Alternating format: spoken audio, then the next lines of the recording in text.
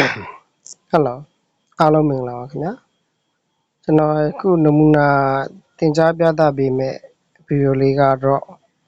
Grade 6 English စာရဲ့ Unit 3 Lesson 1က Talking about your city ဆိုတဲ့ခေါင်းစဉ်လေးအကြောင်းပါတယ်အဲ့မှာသူကဘာပြောချင်တာလဲဆိုတော့ Lesson 1 Talking about your city ပေါ့မင်းမျိုးအကြောင်းပါလို့တော့ပြောခြင်းပေါ့ Talking ဆိုတာကဒီနေရာမှာဂျရန်အနေနဲ့သုံးတာပေါ့နော်ဂျရန်တော့ကလေးတွေသိပြီးသားဖြစ်ပါဘူး Grade 6လောက်ရဲ့grade 6မဟုတ်ပါဘူးတန်းငယ်ကလေးကသင်ခဲ့တာဆိုတော့ချင်းလိုပဲမြင်ရမယ်ပေါ့နောင်အနေနဲ့သုံးတာเนาะအဲ့တော့သင်ရဲ့မြို့အကြောင်းပြောခြင်းပေါ့ကြည့်အဲ့တော့အဓိကပြောချင်တာကျွန်တော်အဝါပဲပြောချင်တာပါအောက်က motivate ဘယ်လိုပြောမလဲ matching လေးပဲပြောချင်ပါနံပါတ်2ကြည့်အောင် match the places နေရာရှင်တွဲပါတဲ့ what you can see or do there နောက်ကနေစပြအောင် you သင်က can see မြင်နိုင်တယ် or ဒါမှမဟုတ် do there အဲ့နေရာမှာလုပ်နိုင်တယ်ပေါ့အဲ့တော့ဒီမှာ what ဆိုရင်ပဲဘာလဲလို့ပြန်လို့မရအောင်ဟုတ်လားမင်းအဲ့နေရာမှာဘာမြင်နိုင်တယ်လဲဘာလုပ်နိုင်တယ်လဲဆိုတာနဲ့နေရာရင်းနဲ့ဘာလို့တွဲပြီးပဲပေါ့နော်ကြည့်အောင်အဲ့မှာ places နဲ့ပါအောင်ဆိုတော့ what you can see or do there ဆိုပြီးနှစ်ခုပါတယ်ပေါ့နော်အဲ့တော့သူက matching လို့ပြောပြီးတော့ဘာလို့မားသားဖြစ်အောင် column AB နဲ့ရေးပြတာများပါတယ်ပထမတစ်ခုက column A ဖြစ်ပြီးတော့ဒုတိယတစ်ခုက column B ပေါ့တခါလေးကျတော့လေသူကဘယ်လိုပြောမလဲရှေ့က walk အနေနဲ့သုံးပြီးနောက်ကစကလုံးကျတော့ meaning အနေနဲ့သုံးတာမျိုးလဲရှိပါအခုဒီမှာတော့ places နဲ့ what you can see or do there ပေါ့နော်နေရာရဲ့နောက်ပြီးတော့မင်းအဲ့ညမှာဘာမြင်ရမလဲဘာလုပ်လို့မရမလဲဆိုတာပေါ့နော်ကြည့်အောင် number 1 airport ပေါ့ airport ကတော့ကလေးတိုင်းသိပါတယ်လေစိတ် number 2ကတော့ bank ပေါ့bank ဆိုတာဒီငွေတွေပါစုဆောင်းလို့ရတဲ့အရာပေါ့ငွေထုတ်လို့ရတဲ့အရာကို bank လို့ခေါ်တယ်ဒါလည်းကလေးနဲ့မစိမ့်ပါဘူးနောက် supermarket supermarket ကလည်းမစိမ့်ဘူးလို့ထင်ပါတယ်ကျွန်တော်တို့ဒီတောင်တွင်းမြို့လေးမှာဆိုလို့ရှိရင်supermarket ကလေးရှိရပေါ့Pantra Center ပေါ့နော်ဒါပေမဲ့center လို့သူပြောပေမဲ့အဲ့မှာပစ္စည်းတွေကိုတနေရာထဲမှာစုပြီးတော့ဝယ်လို့ရဆိုတော့ဒါ supermarket လို့လည်းအကြမ်းမြင်ပြောလို့ရတယ်ပေါ့နော်အကြမ်းမြင်လို့ပြောထားပါတယ်နော်နောက်တစ်ခါတမာစီပါ shopping mall ပေါ့ shopping mall နောက်ပါရှိအောင်မလို့ဆိုတော့ဒီ junction ပေါ့နော်တမာစီပါ junction အဲ့ဒါမျိုးလေးကိုကျွန်တော်က supermarket လို့ပြောချင်တယ်နော်အကြမ်းမြင်အဖြစ်ကလေးတွေမျက်စိနဲ့တက်မြင်နိုင်တာဒီလိုရတယ်ပေါ့ဥပမာပစ္စည်းအမျိုးအစားတစ်မျိုးတည်းမဟုတ်ဘဲနဲ့ဟုတ်လားပစ္စည်းအမျိုးအစားပေါင်းစုံမလို့တော့ဒီနေရာမှာစုဝယ်နိုင်တာ supermarket ပေါ့အဲ့တော့ number 4က gym ပါဂျင်းလည်းကလေးတွေအကုန်လုံးဒီဘက်လောက်သိကြပါတယ်။ဘာလို့ဆိုဂျင်းဆိုတာဘာလို့ဆိုတော့အားကစားလုပ်ရတဲ့နေရာပေါ့ဟုတ်လား။အဲ့ဒါကိုဂျင်းလို့ခေါ်တယ်ပေါ့နော်။နောက် 5 က hotel ဒါလည်းသူတို့သိပါတယ်။တောင်းထဲမှာhotel လည်းရှိပါဥပမာဆိုလို့ရှိရင်ရေဦးကန်ရှေ့ရနာဘုံ hotel ပေါ့အဲ့ပုံစံမျိုး။နံပါတ် 6ကလည်းသူတို့များသောအားဖြင့်ကလေးအများစုက family ဖြစ်ပြီးသား restaurant စားသောက်ဆိုင်ပေါ့နော်။အဲ့လည်းသူတို့သိပါတယ်။နံပါတ် 7 museum museum ကတော့တချို့သောကလေးတွေအတွက်နည်းနည်းတော့စိတ်နေတယ်ဗျဒါပေမဲ့ TV ဖုန်းတွေထဲမှာတော့သူတို့ကောင်းကောင်းမြင်တွေ့မှုပါ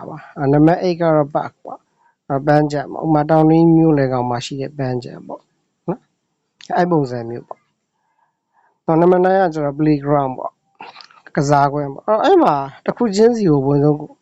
ကလေးတွေကတီးပြီးသားကိုနည်းနည်းလေးပြန်ပြီးမေးရင်ပိုကောင်းလိမ့်မယ်ထင်ပါတယ်အဲ့ပေါ့ဘာလုပ်လို့ရမလဲလင်းနေအဆင့်တက်လုပ်မယ်ခီးသွားလို့ရမယ်ပေါ့ဘန်ဘာလို့လို့ရမလဲငွေစုလို့ရမယ်ငွေချီးလို့ရမယ်စူပါမားကတ်ဘာလို့လို့ရမလဲပစ္စည်းတွေဝယ်လို့ရမယ်ဟုတ်လားဂျင်းဘာလို့လို့ရမလဲအားစား physical exercise လို့ခေါ်အားစားလို့ရမယ် hotel ဘာလို့လို့ရမလဲအဲ့မှာသွားပြီးတဲလို့ရမယ်hotel တွေကများသောအားဖြင့် hotel ဆိုလို့ရှိရင်မနက်စာကျွေးလို့ရှိရင်မနက်စာစားမယ်ပေါ့နော်တနက်စာချွေတိုင်းအနေနဲ့ပေါ့နောက်တစ်ခုကကျတော့ restaurant ပေါ့စားသောက်ဆိုင်ကတော့ရှင်းပါတယ်အဲ့မှာသွားမယ်စားသောက်တွေဝယ်မယ်အဲ့မှာစားရင်လည်းစားမယ်ဒါဝင်အိမ်ကို parcel အနေနဲ့ဆွဲလာမယ်ပေါ့နောက် number 7ကတော့ရှင်းပါတယ် museum ပြလိုက်ပါသွားလို့ပြလိုက်မှာရှိတဲ့ပစ္စည်းတွေကိုသွားကြည့်မယ်ပေါ့ရှေးဟောင်းပစ္စည်းတွေရဲ့ဒီကလက်ရာတွေအနုပညာလက်ရာတွေပေါ့နော်ဒါသမိုင်းထောက်ထားတွေသွားကြည့်မယ်ပေါ့ပန်းညံတော့ရှင်းပါတယ်အများသောအားဖြင့်ပန်းညံသွားရဆိုလို့ရှိရင်လမ်းလျှောက်တယ်ဟုတ်လားလမ်းလျှောက်တယ်အနားယူတယ်ဟုတ်လားအများသောအားဖြင့်ကလေးဆိုပန်းညံသွားပြီးကစားတာမျိုးပေါ့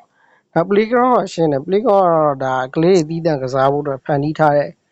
နေရာဆိုတော့ဒါ playground အဲ့လောက်တော့အကြမ်းမြင့်တော့ကလေးသိထားတယ်ပေါ့နော်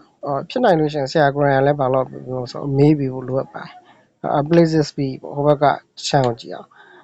ဟိုဘက်ကတစ်ချမ်းကကြာ what you can see or do there ပေါ့မင်းအဲ့နေရာမှာဘာတွေမြင်နိုင်မလဲဘာတွေလုပ်လို့ရမလဲဒီဘက်က1 to 9နဲ့ဒီဘက်က8 to I နဲ့တွဲမယ်ပေါ့မတွဲသေးပါဘူးကျွန်တော်ရဲ့ထုံးစံကတော့လုံးလို့ရှိအောင်ဆိုတော့ဒီဘက် column A လို့ခေါ်တဲ့တစ်ချမ်းကိုဝင်ဖတ်လက်ဝဲဘက်ပေါ့နော်လက်ဝဲဘက်ချမ်းကိုဝင်ဖတ်ပြီးတော့လက်ရဘက်တစ်ချမ်းကိုအကုန်လုံးဖတ်တယ်ဖတ်ပြီးမှပေါင်းလို့ရှိအောင်ဆိုတော့အဲ့ဒါနှစ်ခုကိုရှင်းတွဲပြီးလို့ရှိပါတယ်ကြည့်ကြအောင်နံပါတ် A ကပြောရဲပေါ့ you can do physical exercise there မင်းအဲ့နေရာမှာလေကိုယ်က physical ဆိုတာကိုယ်ကာယနဲ့ဆိုင်တော့လို့ရနော်ကိုယ်ကာယလေ့ကျင့်ခန်းတွေလုပ်လို့ရတယ်ပေါ့ဒါအဖြစ်ရတဲ့တည်တယ်မဖြည့်သေးပါဘူးပြီးမှဖြည့်ခိုင်းပါပါကလေးတို့နော် you can buy food drink household item household item တော့ကလေးနည်းနည်းစိတ်နေမှာထင်ပါတယ်အဲ့တော့ဟုတ်လားအိမ်သုံးပစ္စည်းလို့ပြောဟုတ်လားအိမ်သုံးပစ္စည်းလို့ပြောလိုက်ရင်ရပါတယ်နော် etc as there အဲ့နေရာမှာဆိုင် you can stay မင်းအဲ့မှာနေလို့ရ and you help me there အစားအသောက်တွေပါလို့ရအောင်စားလို့ရတယ်ပေါ့နော်မီးကိုကြတော့ကျွန်တော်အစားအသောက်လို့ပြောလိုက်တဲ့ခါမှာတချို့ကလည်းငင်းခုန်နိုင်တယ်မီးစားပွဲပေါ့အဲ့တော့ဒီစပွဲကိုပြောတာမဟုတ်ဘူးနော်စားပွဲအစားအသောက်တွေတက်ခင်းထားတာကိုစားတတ်တာဟုတ်လားမှာဆိုလို့ရှိရင်တနေ့ကိုဘယ်နှစ်ခါစားအောင်ဆိုတော့လား we have 3 meal လို့သုံးလိုက်များလေတနေ့ကို3တက်စားတယ်ပေါ့အဲ့ပုံစံမျိုးပြောတာပါနောက်တစ်ခုကကျတော့နံပါတ် D ပေါ့ you can see plane arise and leave there you can see မြင်နိုင်တယ်ပေါ့ plane လေးမြန်တွေက arise ရောက်တယ်ပေါ့ဆက်ရောက်တယ် and be leave there အဲ့နေရာနေထွက်ခွာတယ်ပေါ့နံပါတ် F ကကျတော့ sorry နံပါတ် E ကကျတော့ you can save ဆိုတာထိမ့်သိမ့်နဲ့ချွေတာစုဆောင်းတယ်ဆိုတော့ဒီညမှာတော့စုဆောင်းတယ်လို့ပဲပြောရရင်ပိုးစီပြီမယ်ချင်းyou can save မင်းကစုဆောင်းနိုင်တယ် order ဝင် borrow money ပတ်စံတွေကိုချီးငှားနိုင်တဲ့အဲ့နေရာမှာပေါ့နံပါတ် F ကိုကြည့်အောင် you can walk လမ်းလျှောက်လို့ရတယ် play ကစားလို့ရ and be relax there အဲ့နေရာမှာအနားယူလို့ရတယ်ပေါ့နောက်နံပါတ် G ကိုကြည့်အောင် you can buy မင်းဝယ်လို့ရတယ် and be ဟုတ်လား eat a meal there အဲ့နေရာမှာပါလို့ရအောင်တစ်ခါရဲစားလို့ရတယ်ပြောချင်တာစိုက်မှဟုတ်လားပစ္စည်းဟိုလိုပြောစားတော့ဆရာတခုဝယ်ပြီးတစ်ခါရဲထိုင်စားရပါအဲ့သဘောမျိုးပြောချင်တာနံပါတ် H နံပါတ် H ကကျတော့ children can play there ကလေးတွေကအဲ့နေရာမှာကစားနိုင်တယ်နံပါတ် I ကကျတော့ you can see object or aesthetic object or aesthetic ဆိုတာကဒီရုပ်ထုပစ္စည်းတွေရဲ့အနုပညာလက်ရာပြောချင်တာပစ္စည်းရဲ့အနုပညာလက်ရာလို့ပြောချင်တာကချရဲဟုတ်လား object of sculpture လို့ပြောချင်တာအဲ့တော့အနုပညာလက်ရာတွေရင်းမှုမွေးနှစ်တွေကချရဆိုရင်ကျေးမှုနဲ့ဆိုင်တော့ဟုတ် historical ဟုတ်လားသမိုင်းဝင်ပေါ့နော်သမိုင်းဝင် interest စိတ်ဝင်စားစရာတွေပေါ့နော်အရာဝတ္ထုတွေရဲ့တဲ့ဟုတ်လားအနုပညာလက်ရာတွေယဉ်ကျေးမှုဟုတ်လားယဉ်ကျေးမှုအမွေအနှစ်တွေနောက်ပြီးတော့သမိုင်းဆိုင်ရာစိတ်ဝင်စားမှုတွေကို there you can see there အဲ့နေရာပါတော့တွေ့နိုင်တယ်ပေါ့တွေ့ကြည့်အောင် airport ကတော့ရှင်းတယ်ဗျာ airport ကဘာနဲ့တွဲမလို့ဆိုတော့နံပါတ် D နဲ့တွဲမှာပေါ့လေမြန်နေဆင်းနေတက်တယ်ပေါ့နော်နံပါတ်2ကတော့ဘန်ကတော့ရှင်းတယ်ပတ်စံစုမယ်သူစီကပတ်စံချီလို့ရမယ်အဲ့တော့နံပါတ်ဘယ်လောက်နဲ့တွဲမလို့ဆိုတော့နံပါတ်ကဲနံပါတ်ဘယ်လောက်တွဲမလို့ဆိုတော့လိုက်ရှာလိုက်ပါဦးနံပါတ် E နဲ့တွဲမှာပေါ့1နဲ့ D နဲ့တွဲမယ်2နဲ့ E နဲ့တွဲမယ်နံပါတ်3 supermarket ပစ္စည်းတွေဝယ်လို့ရမယ်ကွာတောက်ဆရာအိမ်သုံးပစ္စည်းဝယ်လို့ရမယ်ဆိုတော့3နဲ့ B နဲ့တွဲပါမယ်နံပါတ်4ကတော့ gym ဆိုတော့ရှင်းတယ်ကိုဒီကာယလေ့ကျင့်ကိုကာယနဲ့ဆိုင်တဲ့လေ့ကျင့်ခန်းတွေလောက်ရမှာဆိုတော့နံပါတ်4နဲ့ E နဲ့တွဲလိုက်မယ်ဟုတ်တယ်နော်ကလေးကတော့ပြန်တော့မေးရမှာပေါ့ဒါအခုလက်ရှိကကျွန်တော်နမူနာတင်ပြတာဆိုတော့ကိုကျွန်တော်ပဲမေးကျွန်တော်ပဲဖြေဖြစ်တယ်လေကလေးသာအနီးနားမှာလက်တွေ့ရှင်းတာဒါကလေးတွေကိုမေးလိုက်ကလေးနဲ့မေးလိုက်ဖြေလိုက်လောက်ရမယ်ပုံစံနေနံပါတ်5ကတော့ hotel အခုနကကျွန်တော်ပြောတဲ့အထက်မှာပါတယ်ပေါ့နော်ဘာလို့ဆိုတော့ hotel ဒီသွားတဲလို့ရမယ်နတ်စာကျွေးမယ်အဲ့တော့ဘယ်ဟာရွေးမလို့ဆိုတော့နေလို့ရတယ်နဲ့အစာစားလို့ရတာဆိုတော့နံပါတ် C ပဲရှိပါနံပါတ်ဆို5နဲ့ C နဲ့တွဲမယ်ပေါ့နံပါတ် D ကိုကြည့်အောင်နံပါတ် G ကကျ restaurant ပေါ့စားတော့ဆိုင်ဘာလို့လို့ရအောင်အဲ့မှာစားတော့ဒီဝယ်မယ်အဲ့မှာတစ်ခါရဲစားလို့ရတယ်မလို့ဒါမှမဟုတ်လို့ရှင်အိမ်ကြီးလာပြီးစားလို့ရတယ်ဆိုတော့ဘယ်နဲ့တွဲမလို့ဆိုတော့နံပါတ် G နဲ့တွဲအောင်အဲ့ဆို6နဲ့ G နဲ့တွဲမယ်7ကတော့ museum ဆိုတော့ခုနကရှင်းပြတဲ့ထက်မှာပါပြီးသွားပါပြီနော်ပစ္စည်းရဲ့လားနည်းပညာလက်ရာတွေညီချင်းမှုမွေးနေ့တွေသမိုင်းဆိုင်ရာစိတ်ဝင်စားစရာတွေပါလို့မြင်နိုင်တယ်ဆိုတော့အဲ့ဒီ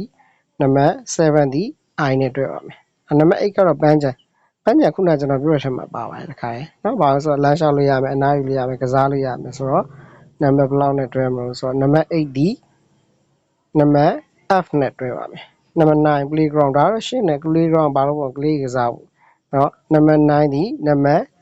8နဲ့တွဲပေးရမှာပါအဲဆိုလို့ရှိရင်ကလေးတွေတကယ်ကိုရှင်းရှင်းလင်းနားလဲပြီးတော့ဒါမျိုးလေးတွေလာလို့ရှိရင်ပျော်ပျော်ရွှင်ရွှင်နဲ့ဖြည့်တတ်သွားလိမ့်မယ်လို့ယူဆပါတယ်เนาะ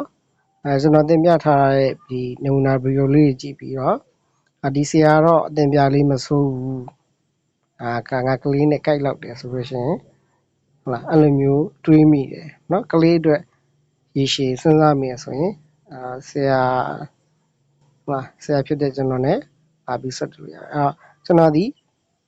တော်ကိုဘယ်တန်းကနေစပြီးတော့အဲ့လိုရမလို့ဆို G6 ကနေပြီးတော့စအဲ့လိုရတယ်အဲ့တော့ G6 ကနေကျွန်တော်ဒီဘယ်ထိကလေးကို